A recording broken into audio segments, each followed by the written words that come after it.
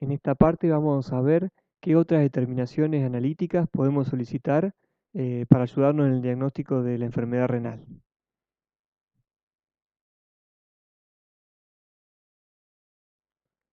Vamos a solicitar también un hemograma, en donde la alteración más común es la anemia, como se ve en el hematocrito. Esta es debido a la falta de producción de eritropoyetina por el riñón enfermo. La anemia es de tipo A regenerativa, la médula no responde, es progresiva ya que rara vez se recupera esta función y es normocítica y normocrómica, o sea, los eritrocitos tienen el tamaño normal y la cantidad de hemoglobina normal. Esto es debido porque la médula funciona normalmente, lo que no tiene es el estímulo de la eritropoyetina. Otro indicador que podemos utilizar es la medición de fósforo sérico o fosfatemia, ya que este mineral aumenta por encima de los valores de referencia en caso de insuficiencia renal crónica. Esto es debido a la menor capacidad del riñón para excretar este mineral.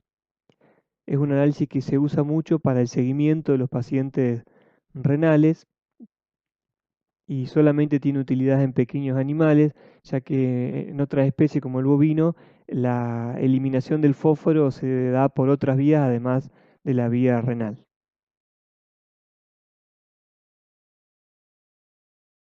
Es fundamental también realizar un examen de orina. Recuerden que acá solamente vamos a focalizar en las partes del examen de orina que son de interés para el diagnóstico de la enfermedad renal. Y dentro de ella la más importante es la medición de la densidad urinaria, porque nos ayuda a evaluar la capacidad que tiene todavía la nefrona de concentrar o diluir la orina. Imagínense que este es un riñón que funciona normalmente, en donde tiene una buena cantidad de nefronas con capacidad de reabsorber solutos que se acumulan en el intersticio medular y generan que la médula sea hipertónica, lo cual es un requisito para poder concentrar la orina. En casos de insuficiencia renal crónica, al riñón le es imposible mantener esa hipertonicidad medular y por más que el organismo libere la hormona antidiurética porque necesita ahorrar líquido, no va a poder cumplir esa función en el riñón y no va a poder concentrar la orina. Uno analiza los valores normales de densidad urinaria en las diferentes especies, se encuentra con estos valores, en donde los rangos son muy amplios, o sea, desde 1001 hasta 1080. O sea, ¿por qué es esto? Porque en realidad cualquier densidad urinaria podría ser normal, ya que como el riñón es un órgano que regula el equilibrio hídrico, depende del estado del animal, si necesita ahorrar o no líquido, va a ser su correspondiente densidad urinaria. Ahora bien, ¿cómo interpretamos estos valores de densidad urinaria? Un ejemplo sería que nos dé una densidad urinaria de mayor a 1030, una orina concentrada o hiperestenúrica. Con estos valores concluimos que el riñón funciona correctamente porque está conservada la capacidad de concentrar la orina. Que el riñón funcione bien no quiere decir que el animal esté bien, ya que puede tener un cuadro de deshidratación.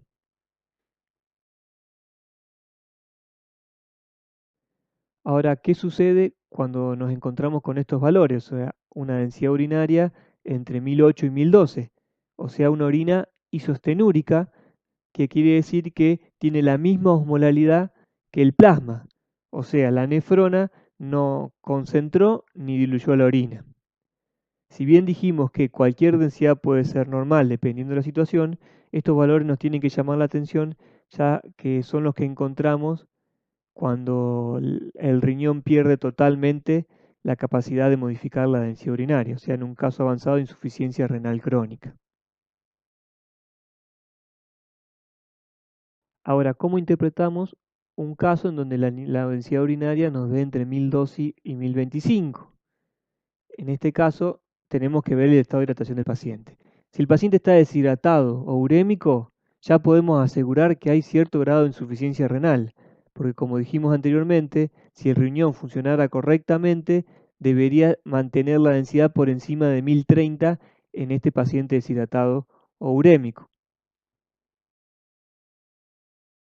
El problema diagnóstico lo tenemos cuando el animal viene con un buen estado de hidratación. Muchos de estos pacientes tienen una historia de polidipsia poliuria y nosotros con esta densidad urinarias no podemos asegurar ni que el riñón funciona correctamente ni que está enfermo.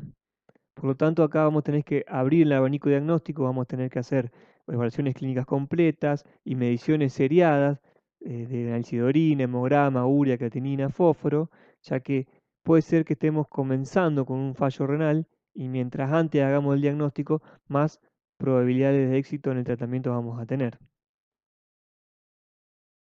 También vamos a tener que descartar otras enfermedades que producen también polidipsia poliuria y podemos encontrarnos con esas densidades urinarias. Por ejemplo, enfermedad hepática, Cushing, piómetra, diabetes insípida, hipertiroidismo, hipercalcemia, polidipsia psicógena, son otras enfermedades que tenemos que tener en cuenta en los diagnósticos diferenciales.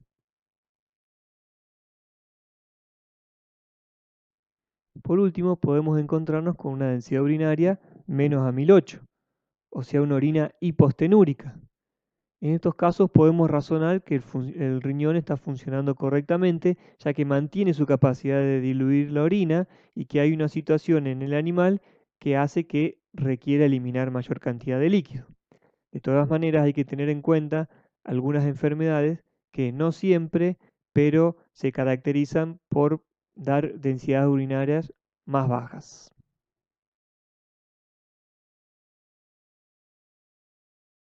Otra determinación importante que se hace para evaluar funcionalidad renal es la determinación de proteínas en orina. Esto normalmente se hace con tiras reactivas, si bien después lo van a ver mejor con Marcelo, tengan en cuenta que este método es muy específico para detectar albúminas. Lo aclaro por ahí porque existen otros métodos para detectar proteinuria, como es el método de Heller, que pueden dar positivos reaccionando a otro tipo de proteínas que no son albúminas. Para poder interpretar correctamente el valor de proteínas en orina, necesitamos relacionarnos sí o sí con la densidad de la muestra.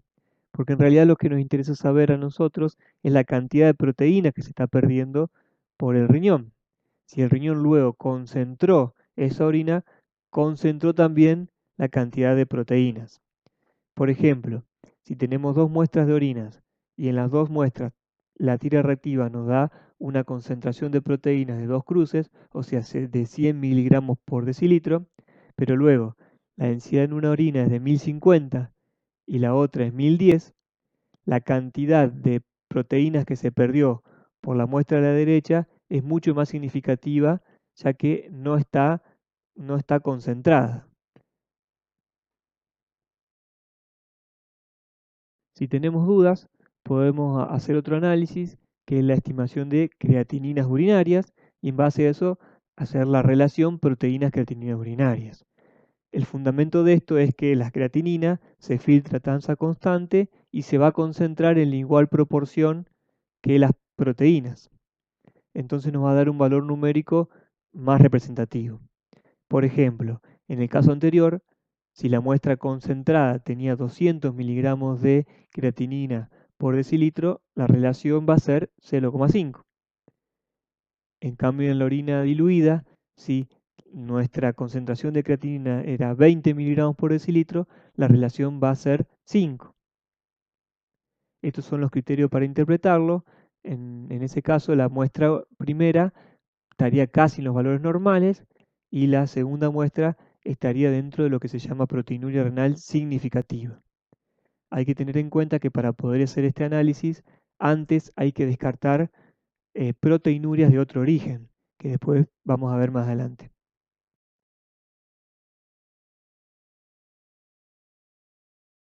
Para entender esto mejor, imagínense que esto es el glomérulo con la filtración glomerular.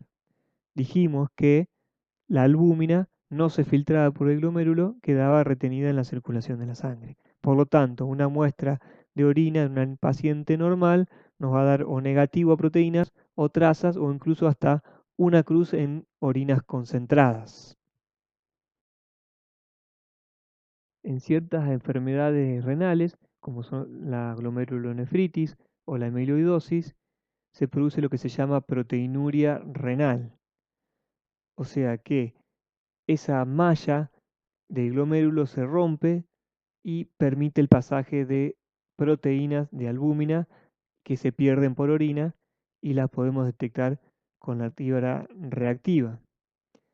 Normalmente eso se caracteriza por ser persistente, o sea que si hacemos análisis seriado vamos a tener el mismo resultado. Cuando el proceso es avanzado, normalmente entramos en lo que se llama síndrome nefrótico, que se caracteriza por proteinuria marcada, hipolinemia, porque se pierden las proteínas de la sangre, y en caso avanzado también hipercolesterolemia, que no se sabe bien por qué se produce este efecto, se cree que es por un intento del organismo para compensar la presión oncótica perdida por las pérdidas de albúmina. Presencia de proteínas en orina no es exclusiva de enfermedades renales, sino que hay otras situaciones que puede producirse proteinuria prerrenal, por ejemplo, cuando hay un ejercicio intenso, fiebre o alguna enfermedad cardíaca o un cuadro de deshidratación. En estas enfermedades no hay un daño al glomérulo, lo que sucede son cambios vasculares que producen un aumento en la presión de filtrado a nivel del glomérulo. Esto funciona como si uno apretara el material a filtrar contra la malla de un colador, entonces hace que pasen partículas que, como las proteínas, como las albúminas, que luego las detectamos en orina. Lo diferenciamos del cuadro anterior porque esto tiene carácter de ser transitorio, va a durar mientras dure el efecto extrarrenal que cause la alteración. También podemos encontrar con proteinurias de origen posrenal. En estos casos, el riñón funciona correctamente, no hay alteración en el filtrado, las proteínas se añaden a la orina luego en las vías urinarias debido a algún proceso inflamatorio o hemorrágico. En estos casos también nos va a dar positivo el análisis con la tira y la diferenciación la hacemos por un lado por los signos clínicos y otra por el contenido del sedimento urinario. En los casos de inflamación de la vía urinaria vamos a encontrar eritrocitos, leucocitos, bacterias u otro tipo de células de descamación.